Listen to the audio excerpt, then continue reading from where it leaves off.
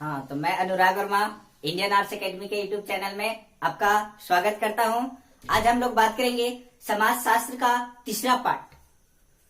2 part का video upload कर दिया गया है। आप अगर नहीं देखे होंगे वीडियो तो कृपया इंडियन आर्ट्स एकेडमी के यूट्यूब चैनल पर आप जाकर वहां से देख सकते हैं। हमारा प्रयास है इस समाज शास्त्र में कि आपको अपनी क्षेत्रीय भाषा में इसको समझाना। आज क्या होता है कि समाज की परिवेश बहुत बच्चे अच्छी तरह से नहीं प्राप्त कर पाते हैं। शिक्षा व्यवस्था को देखते हुए बचपन से ही बाहर रहना शुरू कर देते हैं, जिसके कारण से आज ये समाज का जो लेसन है उन्हें समझ में नहीं आता है। इसी को प्रयास को लेकर मैं आज आपके बीच समाज शास्त्र का तीसरा लेसन सामाजिक संस्थाएं एवं निरंतरता एवं परिवर्तन, हमारे समाज में कैसे परिवर्तन आया, इसी के बारे में आज हम लोग बात करेंगे। चलिए तो हम लोग देखते हैं। सबसे पहले सामाजिक संस्थाएं को 3 वर्गों में बांटा गया है और इसको 3 वर्गों में बांटकर हम अध्ययन कर सकते हैं। पहला वर्ग आता है जाति, दूसरा जनजाति और तीसरा परिवार। ये हमारे समाज के 3 वर्ग हैं, जाति, जनजाति और परिवार। चलिए हम लोग देखते हैं जाति के बारे में। आप सभी लोग जानते होंगे कि जाति जन्म से आधारित होती है ना। जाति एक बंद वर्ग है। जाति को हम लोग चाहकर भी बदल नहीं सकते हैं। जो व्यक्ति जिस जाति में जन्म लेता है, जीवन भर उसी जाति में उसका रहन सहन, खान पान, पहनावा ओढ़ावा, वेशभूषा, पूजा पाठ, पर्व त्योहार आदि सभी उस व्यक्ति का उसी जाति के अनुसार होता है। इसीलिए जाति को एक बंद वर्ग कहा गया है। व्यक्ति चाहकर इसको बदल नहीं सकता है। जो व्यक्ति जिस जाति में एक बार जन्म ले लिया, संपूर्ण जीवन उसका उसी जाति में निर्वहन करना पड़ता है। यहाँ तक मरने के बाद उसका दाह संस्कार भी उसी जाति के अनुसार, उसी जाति के नियम कानून के अनुसार किया जाता है। नेक्स्ट आता है जनजाति। जनजाति का अर्थ होता है जन मतलब जंगल और जाति मतलब जो वहां निवास करते हैं। जनजाति 2 शब्दों से बना है। जन मतलब जंगल और जाति मतलब वे लोग जो जंगलों झाड़ में रहते थे, उसी को जनजाति के नाम से जाना जाता है। आज हमारी झारखंड की कुल 32 जनजाति है, जिसमें आज ये सभी जनजाति का एक अलग निश्चित क्षेत्र होता है और वह उसी निश्चित क्षेत्र में निवास करते हैं और इनका रहन सहन, खान पान, देवी देवता, ग्रामीण देवता, सड़क देवता सभी अलग अलग पाए जाते हैं। ये सारी व्यवस्था जनजातियों में पाई जाती है। प्राचीन समय में क्या था कि ये जनजातियां अधिकांशतः समय जंगल झाड़ में बिताते थे, गुफा में रहते थे, पेड़ों की डाली पर रहते थे, पशु पंछी जीव जंतु आदि की हत्या करके उनका अपना उपभोग बनाते थे। क्योंकि उस समय इन जनजातियों की अर्थव्यवस्था बहुत खराब थी, जिसके कारण से इन जनजातियों में कोई बदलाव नहीं हुआ। लेकिन जैसे ही उपनिवेशवाद का दौर आता है और फिर इस भी जनजाति में दिन प्रतिदिन आज परिवर्तन देखने को मिल रहा है और परिवर्तन होते जा रहा है। साथ ही साथ हमारी भारत सरकार भी इन जनजातियों के विकास के लिए एक अहम कदम उठा रही है। किसी निश्चित क्षेत्र को उनके विकास के लिए घोषित कर दी जा रही है ताकि इस जनजाति का विकास हो। नौकरी आदि वगैरह में एक विशेष आरक्षण की व्यवस्था भी इन जनजातियों के प्रति किया जाता है। तो ये जनजाति जो होते हैं अब 2 प्रकार के होते हैं। एक अस्थायी होते हैं, एक अर्जित होते हैं। अस्थायी अर्थात किसी निश्चित क्षेत्र में, जैसे रांची बोला जाए तो रांची में छोटा नागपुर के पठार में आपको सिर्फ उरांव जनजाति को मिलेंगे। संथाल जनजाति के ले लो तो ये उत्तरी छोटा नागपुर में ये आते हैं। साथ ही साथ उसी प्रकार संथाल जनजाति के लोग भी एक किसी निश्चित क्षेत्र में निवास करते हैं। संथाल हो गया, उरांव हो गया, हो गया, मुंडा हो गया, बिरहोर हो गया, ये सभी एक अलग निश्चित क्षेत्र में निवास करते हैं और सभी का रहन सहन, खान पान, पहनावा ओढ़ावा, वेशभूषा, बोलचाल, देवी देवता सभी अलग अलग होते हैं। उसी को अस्थाई जनजाति के नाम से कहा जाता है। जब यह किसी दूसरे देश से आए और पुनः यहीं रह गए और यहीं रहकर अपनी संपूर्ण वंशजों का परिवहन कर रहे हैं, उसी को एक अस्थाई तौर पर माना जाता है और इसी को अस्थाई जनजाति के नाम से जाना जाता है। नेक्स्ट आता है अर्जित। इन जनजातियों ने कुछ समाज में कुछ ऐसा अर्जित किया जिसके कारण इनको समाज की एक विशेष जनजाति के रूप में जाना जाता है, जिसको समाज से अर्जित जनजाति के रूप में भी जाना जाता है और इसी को अर्जित के नाम से जाना जाता है। हम यह भी कर सकते हैं जो अपनी मेहनत से, ताकत से किसी भी चीज को अर्जित करना ही अर्जित जनजाति कहलाता है। नेक्स्ट आता है परिवार। परिवार आप सभी लोग जानते होंगे कि प्राचीन समय में परिवार एकल परिवार और संयुक्त परिवार पाए जाते थे, है ना। एकल परिवार में हम दो हमारे दो। दूसरी बात कि संयुक्त परिवार में माता पिता, भाई बहन, चाचा चाची, दादा दादी, ये सभी जो एक साथ मिलजुल कर रहते थे, एक ही जगह उनका हड़िया बर्तन होता था, एक ही जगह खाना उना बनता था, सारा कार्य कहा जाए तो एक होता था, उसी को संयुक्त परिवार कहा जाता है। और इसी संयुक्त परिवार में इनकी जो शासन व्यवस्था होती थी, उस समय दो प्रकार की शासन व्यवस्था द्वारा उस पूरे परिवार को नियंत्रण किया जाता था, जिसको हम कह सकते हैं मातृवंशीय परिवार और पितृवंशीय परिवार।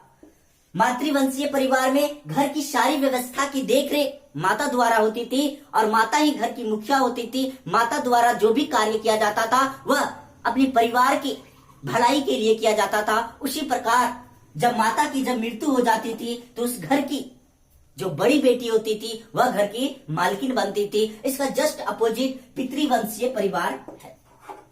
तो ये हमारे समाज की 3 संस्थाएं थे। अब हम लोग इसी 3 संस्था के बारे में जितना भी क्वेश्चन आएगा आपको यहीं से आएगा। अगर आपको जाति समझ में आ गया होगा, जनजाति समझ में आ गया होगा, परिवार समझ में आ गया होगा, तो आपको आगे नेक्स्ट जितने भी क्वेश्चन आएंगे आपको दिक्कत नहीं होगा।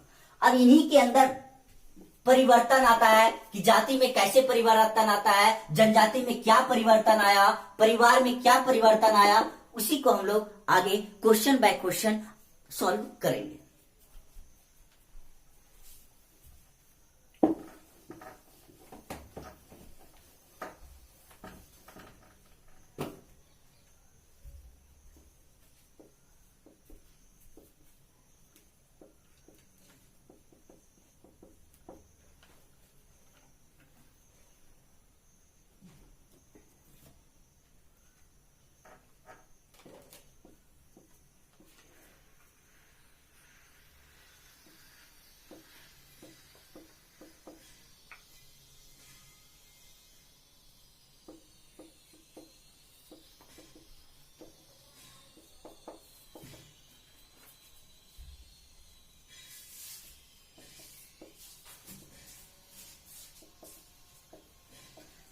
तो क्वेश्चन आता है कि जाति व्यवस्था में पृथकीकरण अर्थात अलग, पृथकीकरण का मतलब होता है अलग करना, या अधिगम की क्या भूमिका है। ये क्वेश्चन है आपका। इसको एक और क्वेश्चन के माध्यम से हम देख सकते हैं और वह क्वेश्चन है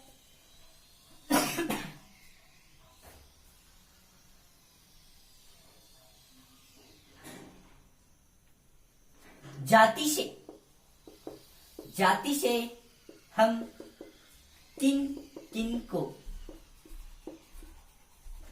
अलग कर सकते हैं।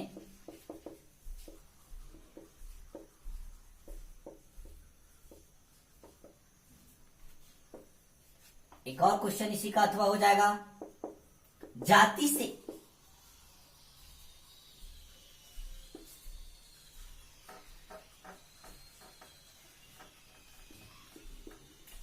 किसी निश्चित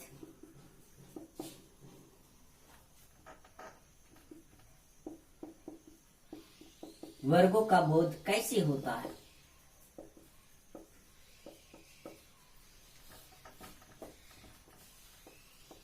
क्वेश्चन एक जिसको हम अलग अलग तरीके से लिख सकते हैं और इस तीनों क्वेश्चन का आंसर एक होगा। पहला क्वेश्चन है कि जाति व्यवस्था में पृथकीकरण और अधिगम की क्या भूमिका है।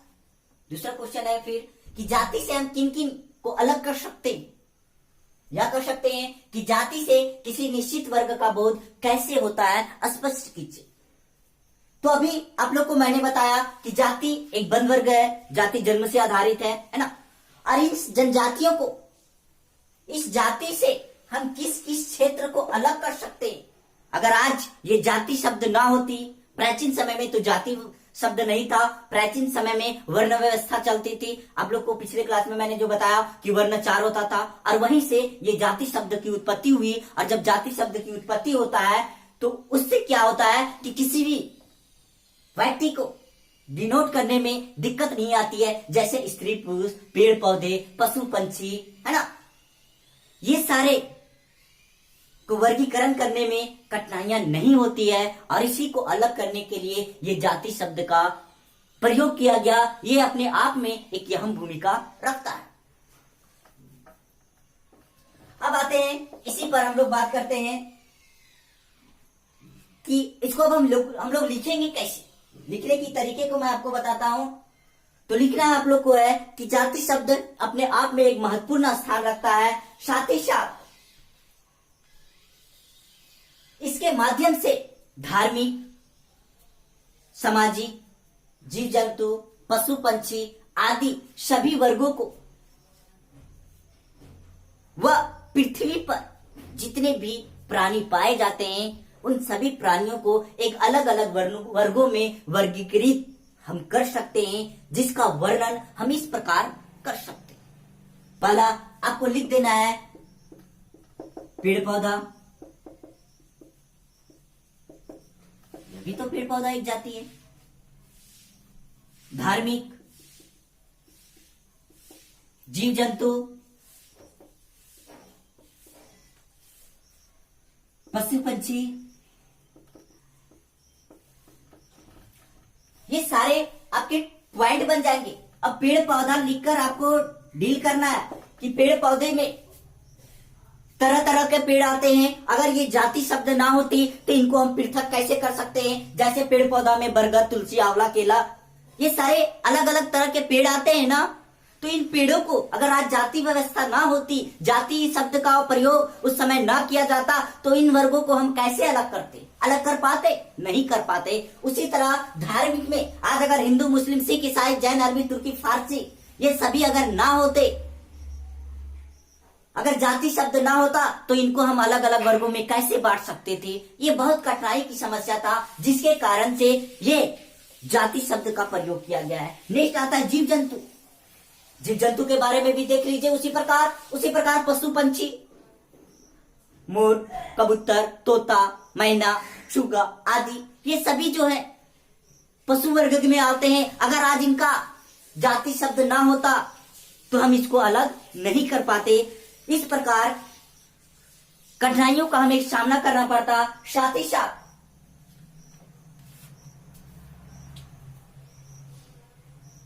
जाति शब्द जो है आज से नहीं, हमें प्राचीन समय से चलती आ रही है। साथ ही साथ ये जाति शब्द अपने आप में एक महत्वपूर्ण भूमिका निभाता है। इसके द्वारा सभी जाति धर्म, हिंदू, मुस्लिम, सिख, ईसाई, बौद्ध, अरबी, तुर्की, फारसी सभी को हम लोग एक अलग वर्गों में सुव्यवस्थित ढंग से रखते हैं। नेक्स्ट क्वेश्चन है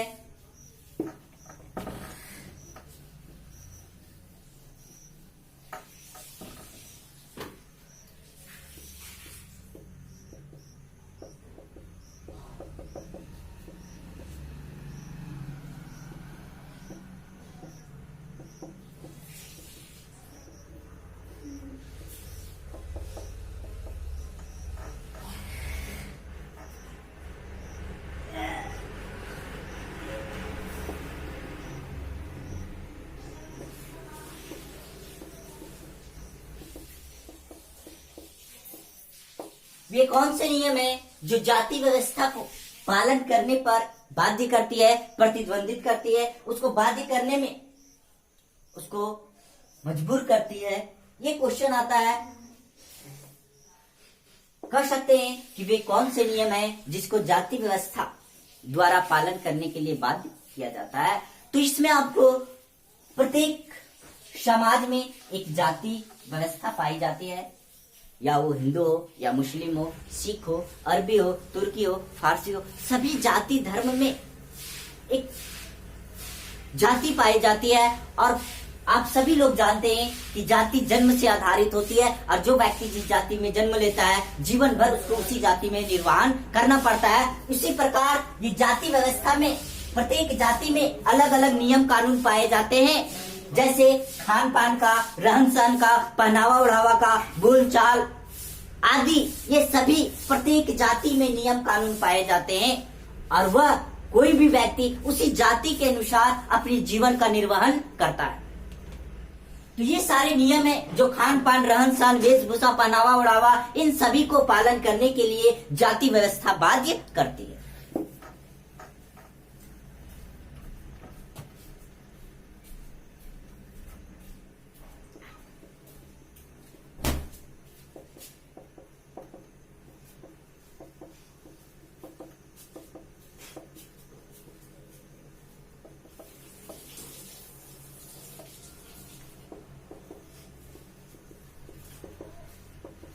नेक्स्ट क्वेश्चन है, उपनिवेशवाद के कारण जाति व्यवस्था में क्या क्या परिवर्तन आया। इसको मैं आपको सामाजिक, आर्थिक, राजनीतिक, धार्मिक सभी क्षेत्रों में परिवर्तन एक एक टॉपिक बाय टॉपिक बता दूंगा।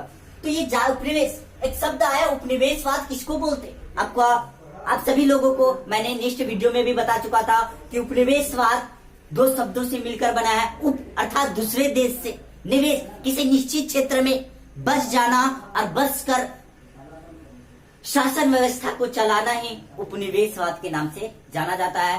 भारत भी एक दिन उपनिवेश था और भारत के बारे में आप सभी लोग बहुत अच्छी तरीके से जानते होंगे कि भारत भी अंग्रेजों का उपनिवेश था और वह बस गए तो हमारी अर्थव्यवस्था का शोषण करना शुरू कर दिए, सारी चीज करना शुरू कर दिए। उसी को उपनिवेशवाद के नाम से जानते हैं। अर्थात कह सकते हैं कि एक बड़ी मछली छोटी मछली को निकल जाती है या खा जाती है, उसी को हम लोग उपनिवेशवाद के नाम से जानते हैं। एक शक्तिशाली व्यक्ति किसी कमजोर व्यक्ति को मार गिराता है, उसी को हम लोग उपनिवेशवाद के जानते हैं। और इसके द्वारा जो आने के बाद रहन सहन जो यहाँ समाज में रहने लगते हैं तो उनके द्वारा क्या क्या परिवर्तन आता है, उसी को हम उपनिवेशवाद के नाम से जानते हैं और उनके द्वारा परिवर्तन के नाम से जानते हैं। तो इसके द्वारा कई परिवर्तन आता है। सामाजिक क्षेत्र में वर्णन करें तो सामाजिक क्षेत्र में खान पान, रहन सहन, पहनावा ओढ़ावा, बोलचाल, जिसको भाषा बोलते हैं, धर्म के संबंधित, पूजा पाठ में कर सकते हो,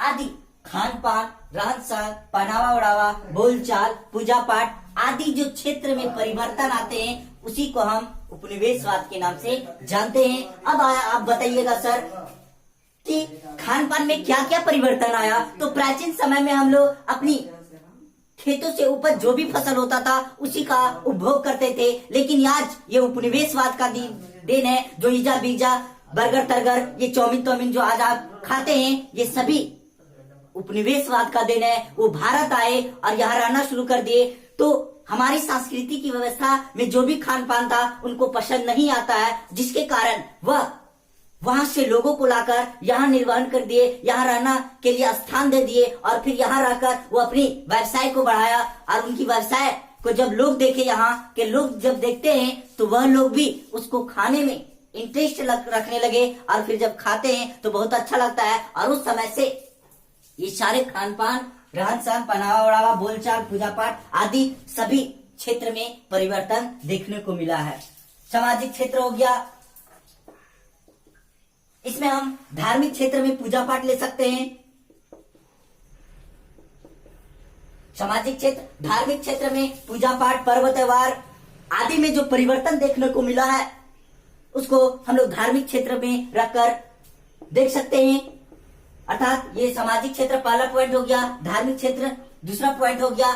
अब आ जाते हैं राजनीतिक क्षेत्र में। राजनीतिक क्षेत्र में प्राचीन समय में हमारी ग्रामीण अर्थव्यवस्था का जो शासन व्यवस्था होता था, गांवों के द्वारा ही किसी व्यक्ति को चुना जाता था और वही संपूर्ण गांव पर शासन करते थे। लेकिन ये औपनिवेशिकवाद का देन है जो पंचायती व्यवस्था, राजनीतिक व्यवस्था, मुखिया प्रमुख आदि, ये सभी जो आप देखते हैं ये सभी उपनिवेशवाद का देन है, जिसके कारण आज हमारे समाज में परिवर्तन निरंतर हो रहा है। तो इसको हम लोग सामाजिक, आर्थिक, राजनीतिक, एक टॉपिक बच गया आर्थिक। सामाजिक देख लिए, धार्मिक देख लिए, राजनीतिक देख लिए, अब आता है आर्थिक। आर्थिक में क्या क्या परिवर्तन आया, तो कृषि के क्षेत्र में, पशुपालन के क्षेत्र में, उद्योग व्यापार के क्षेत्र में, ये सभी जो परिवर्तन आए, उन्नत किस्म के बीज आए, नए नए तकनीकों को खेती, नए नए तकनीकों से खेती करने की जो व्यवस्था आई, इन सभी क्षेत्र में जो परिवर्तन आया, उसी को उपनिवेशवाद के कारण माना जाता है कि इसमें परिवर्तन आया। जाति व्यवस्था में परिवर्तन आया। यह परिवर्तन प्रत्येक जाति में आया, या हिंदू हो, या मुस्लिम हो, सिख हो, ईसाई हो, ये सभी जाति व्यवस्था में यह परिवर्तन देखने को मिला है। नेक्स्ट क्वेश्चन आता है आपके भी कि सांस्कृतिकरण की प्रक्रिया क्या है। सांस्कृतिकरण क्या है या सांस्कृतिकरण की प्रक्रिया क्या है, तो इस प्रक्रिया के द्वारा क्या होता है, सांस्कृतिकरण एक ऐसी प्रक्रिया है, इसके द्वारा निम्न या मध्यम वर्ग के लोग, निम्न या मध्यम वर्ग के लोग उच्च वर्ग की, क्या उच्च वर्ग की खान पान, रहन सहन, पहनावा ओढ़ावा, वेशभूषा, बोलचाल आदि व्यवस्था को देखकर अपने अंदर जो परिवर्तन करते हैं और ऊंचा उठने की कोशिश करते हैं, उसी को हम लोग सांस्कृतिकरण के नाम से जानते हैं।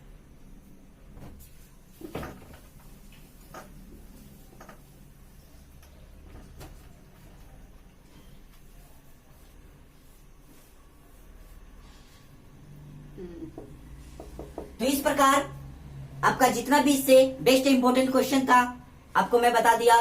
अगर यह वीडियो आपको अच्छा लगे तो इसे लाइक करें, सब्सक्राइब करें और अपने दोस्तों के बीच शेयर करें। और जो भी वीडियो आपको चाहिए आप मुझे कमेंट बॉक्स में बताइए, आपके लिए मैं वो वीडियो जरूर बनाऊंगा और आपके बीच लेकर आऊंगा। नमस्कार।